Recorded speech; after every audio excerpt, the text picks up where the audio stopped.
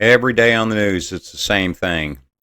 It's Elon this and Trump that, executive order this, Department of Government efficiency that, cutting here, cutting there, finding waste, and that's all well and good. But what is really the deal with all this? So I think everybody realizes that we as a country have been being ripped off for a long time, and that money gets wasted, and it's just this running joke of people paying $800 for a toilet seat and $4,000 for coffee dispensers and just all this ridiculous stuff, which you know any reasonable person would have to assume that some of that money is flowing back into the pockets of the people that are passing those bills. And here we are today at a spot where our national debt is $36.5 trillion. But the number that nobody wants to talk about is the total U.S. debt, including unfunded liabilities, meaning everything we promised everybody in the future. If we met all those obligations, including everything we owe today, all the money we borrowed, plus all the money we've promised, that number is $102 trillion. $102 trillion. Nobody wants to talk about that. Everybody's been trained that debt's a good thing. Take on more debt. Buy too much house. Buy too much car. Borrow a bunch of money for student loans. Credit cards are good. The fact that you're paying 25% interest on your credit cards, that's fine. Don't sweat it. Just keep doing it. Just keep, your consumerism at an all-time high, and keep buying NVIDIA stock, and don't worry about the fact that AI is probably going to take your job, because that's where it's headed. So it's the distractions, it's the bread and circus, it's the pony show. It's let me show you what we're doing over here to claw back some money through Doge, and but at the same time, we're also going to increase the national debt another $4 trillion immediately so we can pay our bills. But then at the same time, we're talking about we're going to reduce the national debt $2 trillion over 10 years. Like that even frickin' matters. I am so sick of being gaslit by all this bullshit. And the average citizen, me and you, we're the ones out here day to day trying to keep our heads above water, trying to afford a frickin' dozen eggs, trying to put gas in the car, trying to take care of medical bills, trying to take care of your elderly family members, blah, blah, blah, blah, blah. And we're just getting slapped in the face at every frickin' turn. Meanwhile, you have billionaires who are making all-time profits, who continue to do extremely well. And if anybody believes that Trump, who's a billionaire, allegedly, and Elon Musk, who's clearly a billionaire, are going to do anything meaningful for me and you, Joe Sixpack, the 9 to 5 boots on the ground kind of people. If any of you believe that, then you just need to have your head examined. I'm sorry to put it that way, but that's the truth. So let's just get into it. U.S. job growth excels, but these companies are announcing layoffs. So on one hand, we have job growth accelerating. On the other hand, we have companies announcing layoffs. Okay. Sounds to me like somebody's talking out of both sides of their mouth.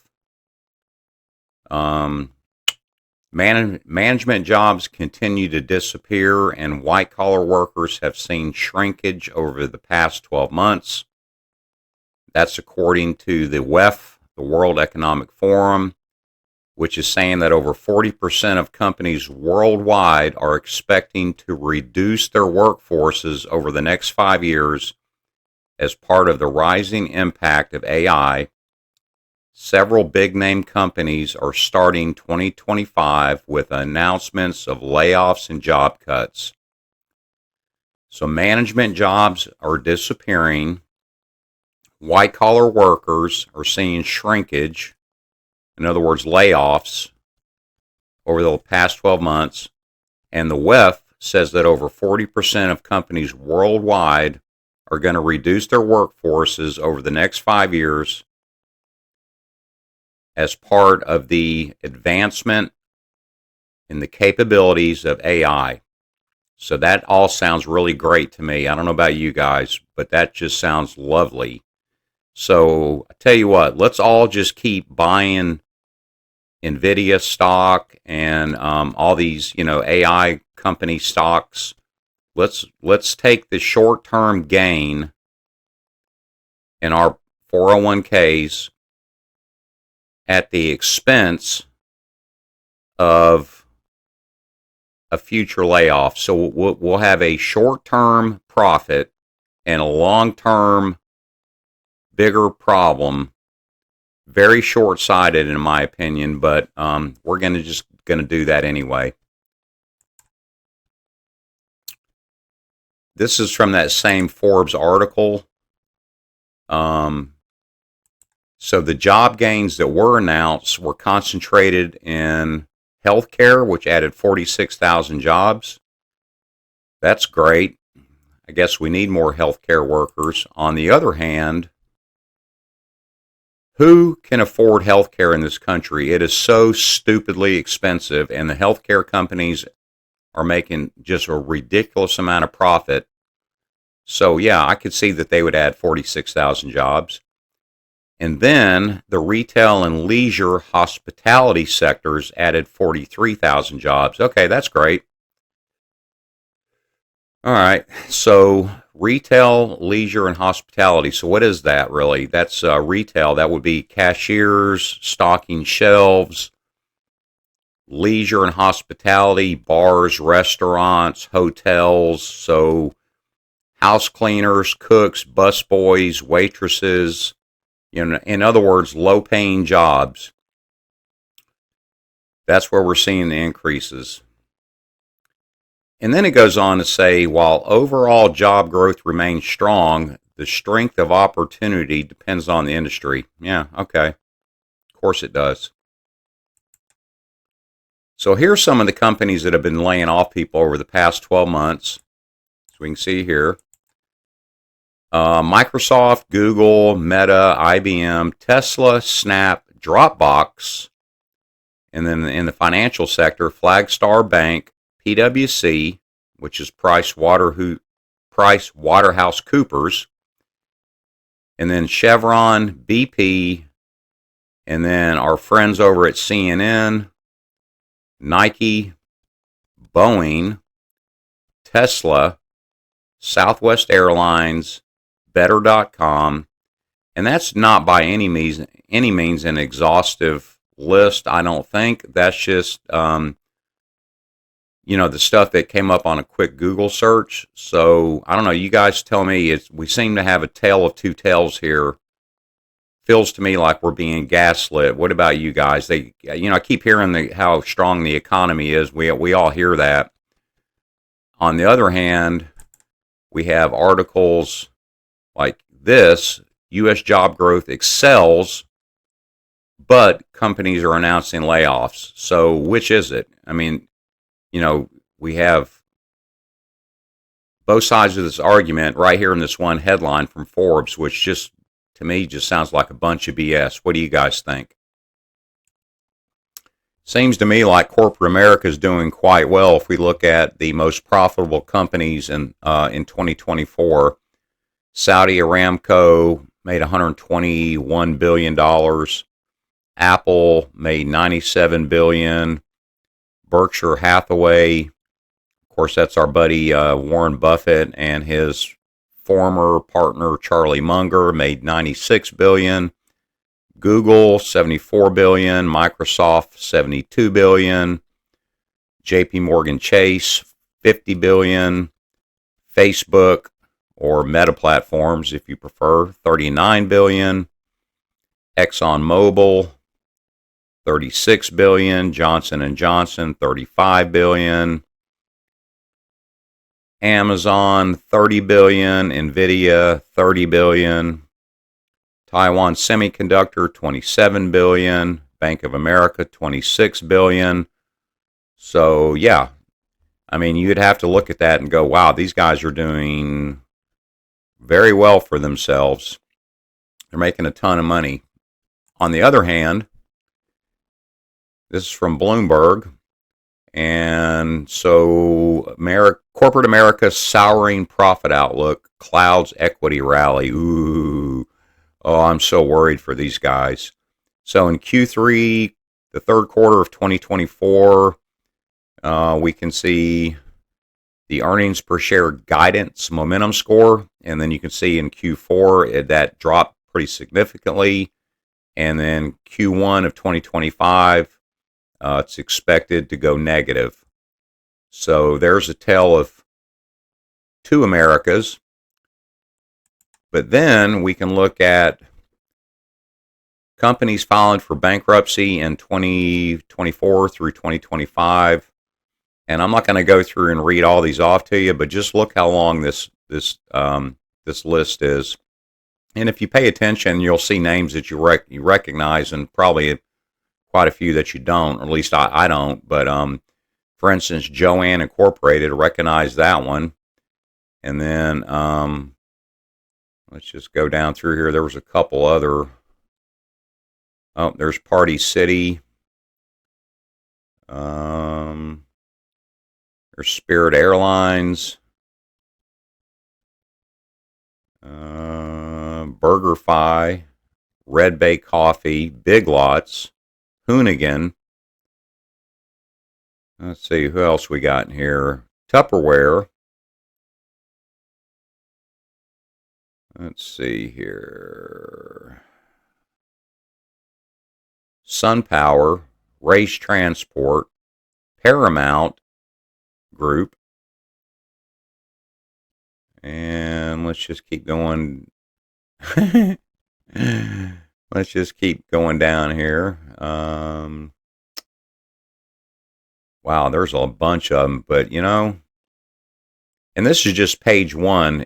If we were to go through it, all three pages, there's actually 243 companies. Most all of these are based in the USA that either did file for bankruptcy or they're expected to file for bankruptcy, and there's probably more that could be added to this list. So 243 companies filing for bankruptcy, and yet we're just to believe that the economy is just as strong as it could possibly be.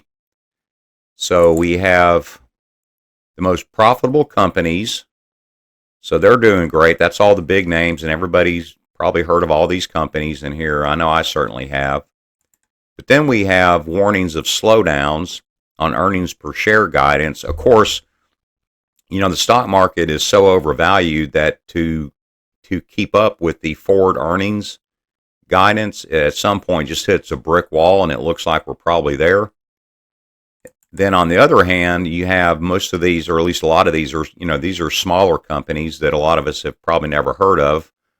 Maybe a lot of these are on the Russell 2000 index, so they're small cap companies, and they're going out of business, while we have the largest companies that are just making just enormous profits. So I don't know. You guys tell me. Does this seem like does this seem balanced to you, or does it seem like there's a few companies that are profiting immensely, and there's a bunch of companies that are drowning in debt and going out of business?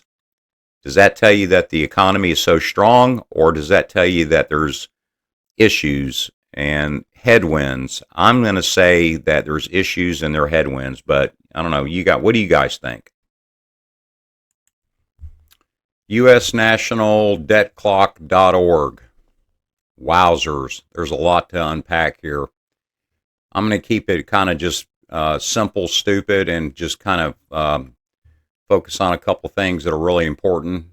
First thing is the U.S. national debt, $36.5 trillion and clicking higher second by second. So, I don't know. Does anybody not think that's a problem except for me? Because everybody it feels to me like everybody's just like, well, okay, what is big deal? We're the U.S. We can do that. Yada yada yada. And I strongly disagree with that. There's gonna be a point where there's no more kicking the can down the road, and the U.S. credit worthiness is going to become an issue.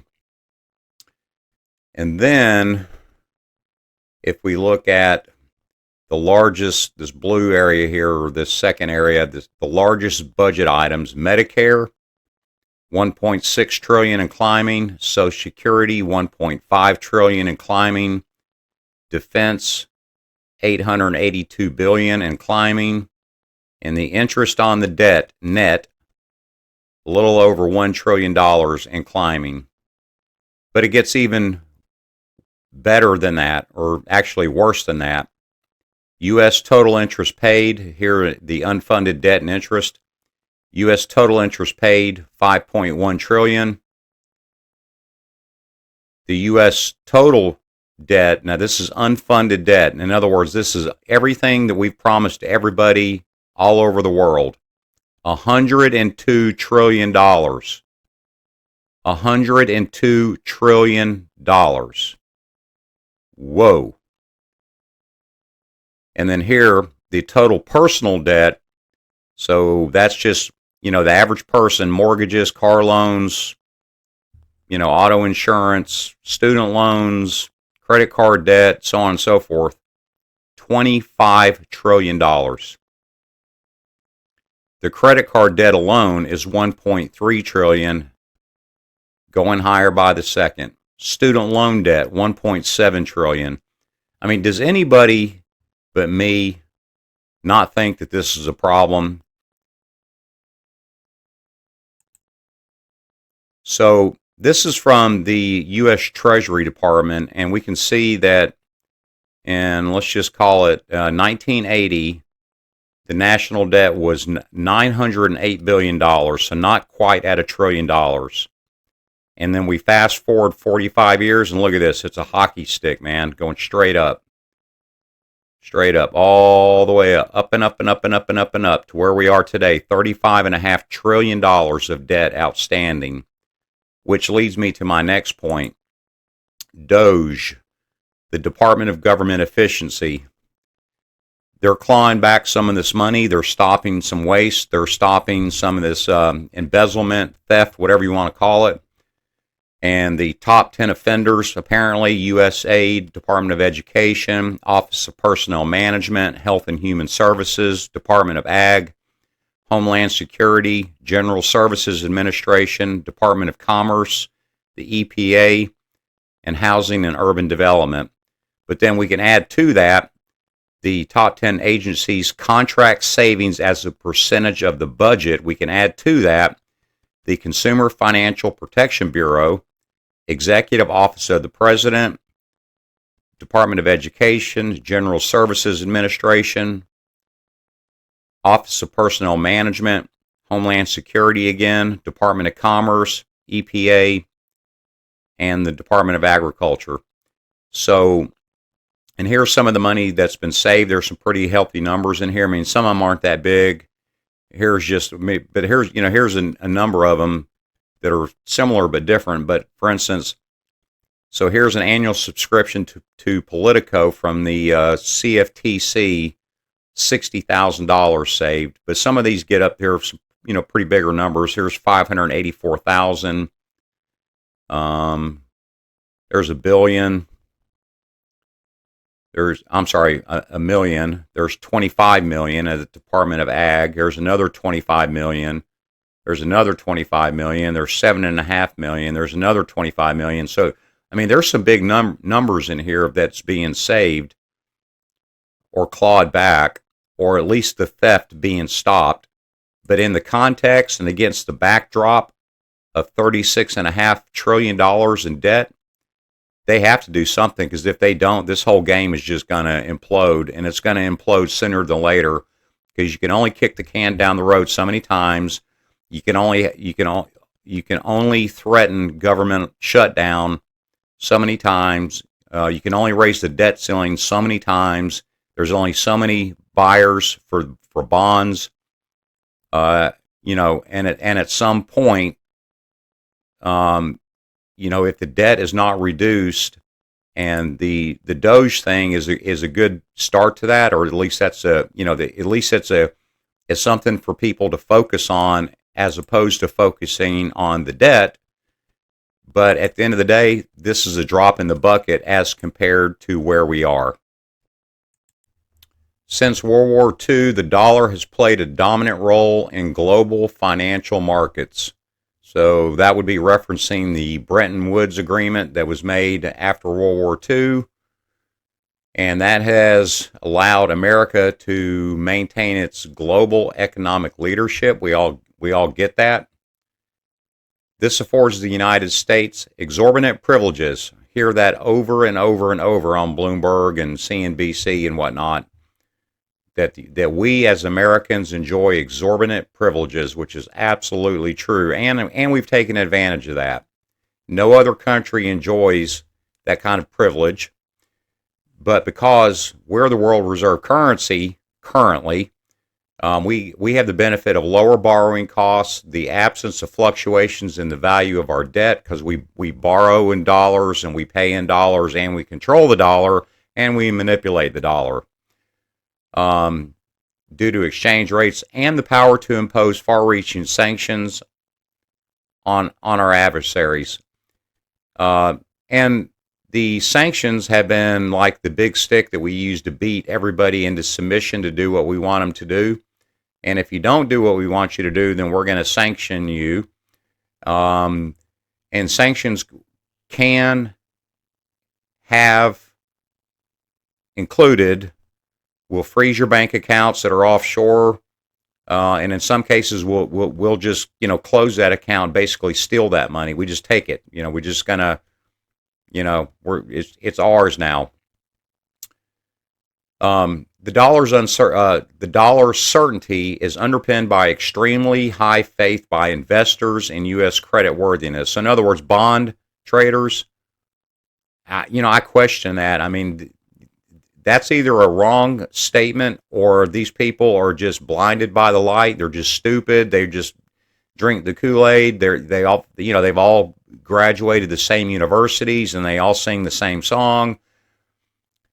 But for anybody to have extremely high faith in U.S. credit worthiness, I mean, come on, man. Are you not looking over here? $36.5 trillion national debt.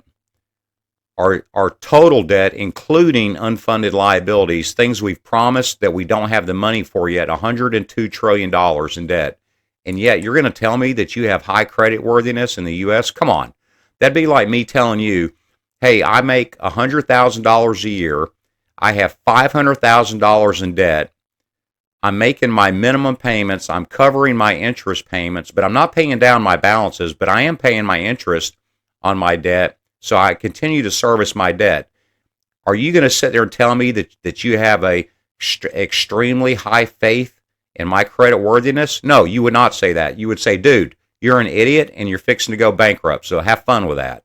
That's what you would tell me. So why anybody thinks that why anybody would have extremely high faith in U.S. credit worthiness given all of this? I mean, come on, man. Come on now. Confidence in U.S. credit worthiness may be undermined by a rapidly deteriorating fiscal situation and increasing concern with federal debt set to grow substantially in the coming years. I would say in the coming days, in the coming months, and yes, certainly in the coming years. But I would say sooner than coming years. I think there's people are starting to question the confidence of U.S. credit worthiness more so than this paragraph would lead you to believe. A loss of America's relative economic advantage due to fiscal mismanagement would lead to lower growth, higher unemployment, and less investment wealth in the long run. Okay. Well, that's kind of a no-brainer. Regular brinkmanship over addressing the federal debt limit. So in other words, every time they've been doing these 3 months of we'll raise the debt limit and we'll have a 3-month budget and then we'll fight and argue about it 3 months down the road again, and the one side will threaten to shut it down if you don't do this and the other side threaten the other one, blah blah blah, and we as citizens are just caught in the middle of all this what they'll call brinkmanship here, because nobody really wants to address the big problem in the big monkey in the room, which is over here. What everybody wants to do in Washington apparently is they want to get what they want for their constituents, so they get reelected, and they will use the we'll shut down the federal government card to get what they want. It's a symptom of broader fiscal dysfunction and mismanagement. Yeah, mismanagement or malinvestment, either one. You could swap those words out and you'd still be accurate. Could have a catastrophic impact on the U.S. credit rating, the dollar's role, and U.S. global leadership. Well, you don't say. How about the rise of the BRICS nations? BRICS is an intergovernmental organization consisting of 10 countries: Brazil, Russia, India, China, South Africa, Egypt, Ethiopia, Indonesia, Iran, and the United Arab Emirates. So let's just take the top two. China is the biggest player here, but behind that we have Russia. Russia's still no joke. Think what you want of Russia, but in terms of economics, they're still no joke. You have India, who's I don't necessarily want to say they're a powerhouse, but in that part of the world, they're a powerhouse. And then you have Iran. In terms of the Middle East, Iran is the big player in the Middle East. United Arab Emirates, economic hub of the Middle East, at least according to these people. And then you've got, Egypt and Indonesia and South Africa and Brazil.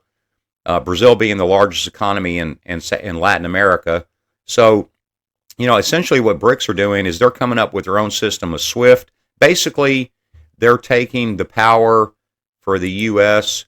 to have far-reaching sanctions. They're making it harder for the U.S. to impose sanctions because these countries in the BRICS, they just simply don't want to trade with the U.S. They don't want to be in a position where the United States can impose sanctions and freeze their money and beat them with the big old dollar stick and make them do what they want to do. And they say, well, I tell you what, we'll just do this. We'll create BRICS and we'll create our own trade system, our own SWIFT type system which moves money around the world, and basically we won't transact in dollars any more than we absolutely have to, which will mitigate the United States' ability to impose sanctions, which also diminishes the control that the U.S. government has over these other countries in terms of issuing sanctions, because these countries are like, okay, we'll go ahead and issue sanctions because we don't have anything on deposit with you anyway, so we really don't care. So good luck with that. Yeah. So Donald Trump's top domestic priorities, according to Associated Press, would include providing up to $4.5 trillion in tax cuts. Okay, that sounds good. Question is, who's going to get those tax cuts? The answer will be that Wall Street, hedge funds, billionaires, corporate America, all the megacorps, they're going to get the stake. And you and I, the average citizen, the 9-to-5, boots on the ground, guys and girls that go to work every single day and have to balance our budget and watch our expenses and so on and so forth, we're going to get a bone with a little bit of meat. Or in other words, we're going to get the scraps. That's how that's going to work out. And if you don't believe me, just wait and see. Secondarily, Trump's top domestic priorities, shocker, would be a $4 trillion increase in the debt limit. So the U.S. can continue financing its bills. So $4 trillion on top of $36.5 trillion, which is really $102 trillion if you include the unfunded debt interest. Nobody ever wants to talk about unfunded liabilities. Everybody just focuses on the debt we currently owe right here, right now, today, which is $36.5 trillion. And I keep going back to this because the actual real total debt of the United States is $102 trillion for us to meet all of our obligations, everything we owe today, plus everything we've promised in the future, equals $102 trillion. It's not $36.5 trillion. It's $102 trillion. So shocker, yeah.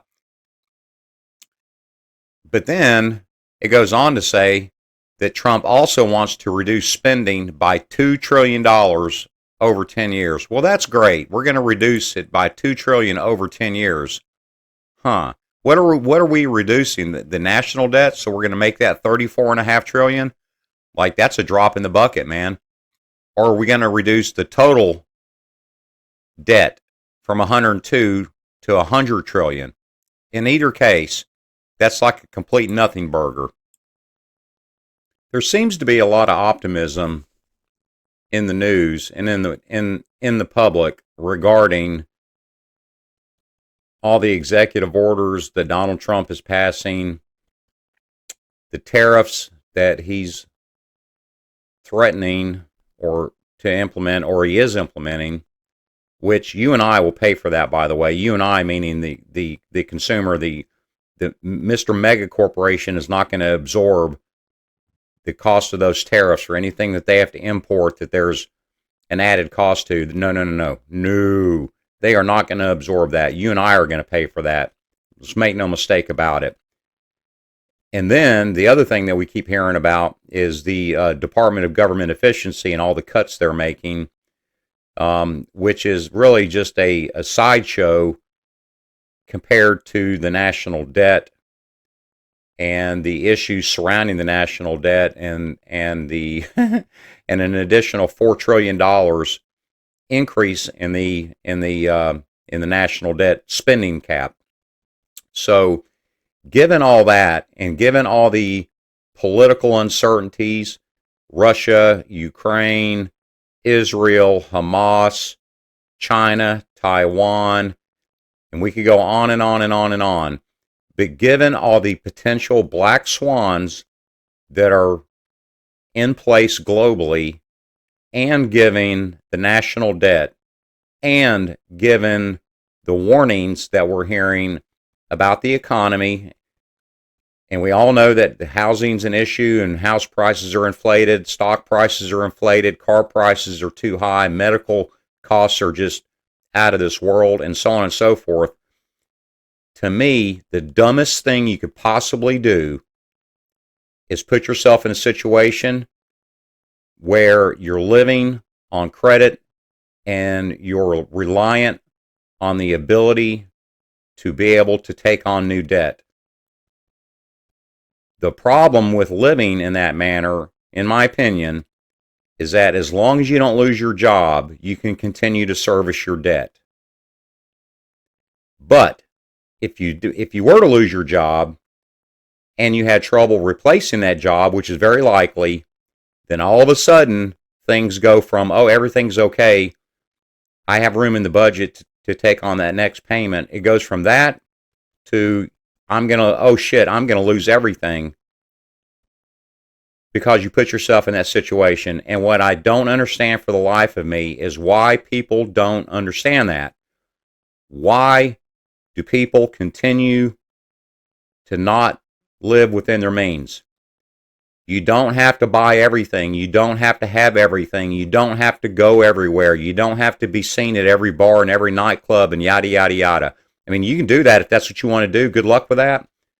But I'm here to tell you, it is way more satisfying to live within your means, not have a financial gun to your, body parts, be able to sleep good at night, and know that if shit hits the fan, I'm still going to be okay. I'm not losing anything, because everything I have, it may not be the most luxurious or the most glamorous, but it's mine.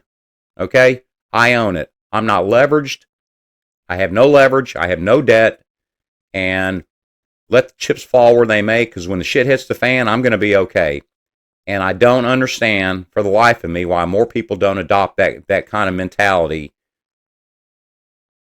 I do understand in some ways, because everybody has been trained to live in that manner, meaning that everybody's been trained and it's been beat into your head that debt is good, take on more debt, and mortgage this and car loan that and student loans and blah, blah, blah, blah, blah.